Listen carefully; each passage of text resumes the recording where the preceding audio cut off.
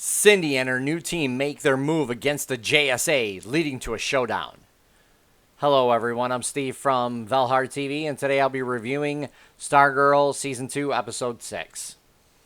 So we start out the episode with Yolanda and Beth being confronted by Artemis and Isaac. Artemis and Isaac basically tell them they know what they did and they will get them for it. So they're basically declaring war against the JSA because of what they did. You know, and of course Cindy lied about it, which is great because she's been manipulating everybody into joining her, including like Artemis and using Eclipso, that is, for her. So I thought that was very interesting that nobody knows about that yet. And then we see Cameron find Courtney and Pat at the school looking at the paintings for clues to where Eclipso is.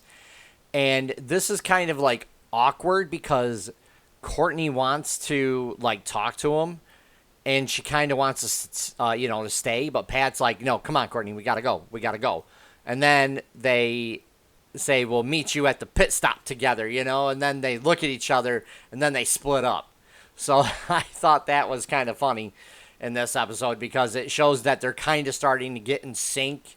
They're like, meet at the pit stop, and they look away, and then all of a sudden they look back at each other because they said it at the same time, and then they go away. They go their separate ways and stuff, so I thought it was great. So Cindy and the new ISA finally make their move, and they need bait. And I thought the whole thing with Mike becoming a villain was a little, far-fetched, but I was super interested in it to see if she was actually going to try to recruit him.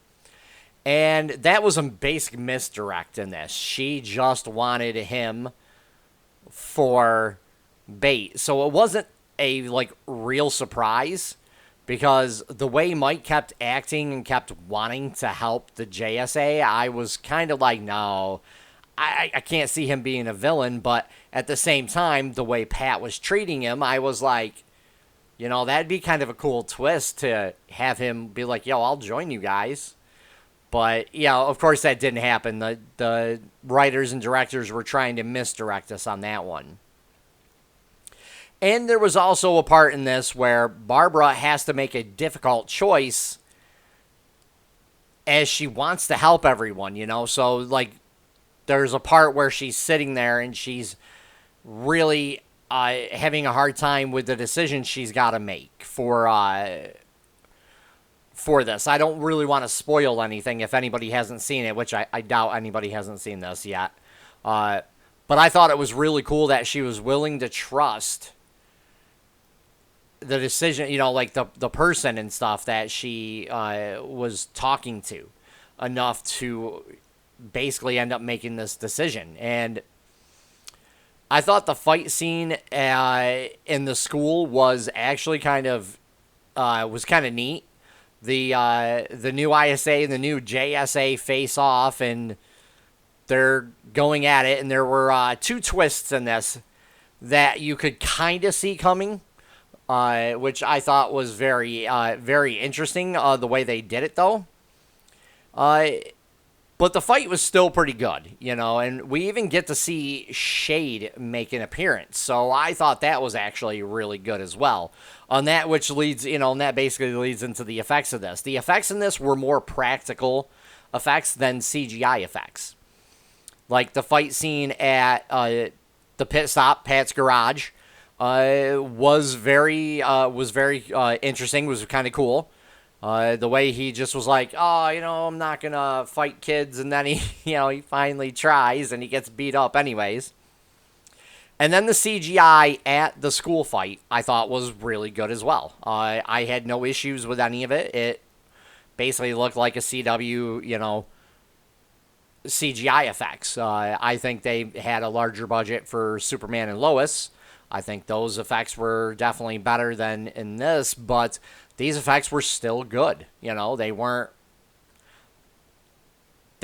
terrible, at least. And the acting in this, I thought overall was okay. I thought it was fine. The way everybody was acting and stuff.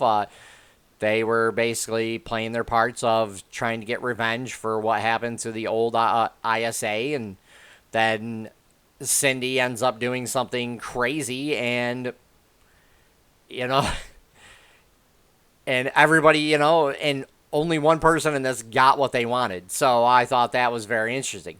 Now, the ending of this episode was good, as we do see a little boy laughing as he walks down the street. So I was like, wow, that's actually kind of funny, I'm like, wow, this little kid's kind of creepy sounding as he's laughing. Excuse me. And, so I wonder what Eclipso will do now that he finally got what he wanted. And I am also interested in to see what happened to Shade. He's kind of in rough shape right now, so I'm wondering what he's going to do. Overall, I'd give this at least a 7 out of 10. This was a decent episode. The ending, I think, was a little bit better than the opening of this. But, again, overall, these episodes really haven't been that bad. We've seen a lot of cliches in each of the episodes. So we're going to have to see what happens as this plays out. If you guys like what I do, please hit the like button and subscribe, and then leave a like down below. Let me know what you thought about this episode. Take care for now, everyone.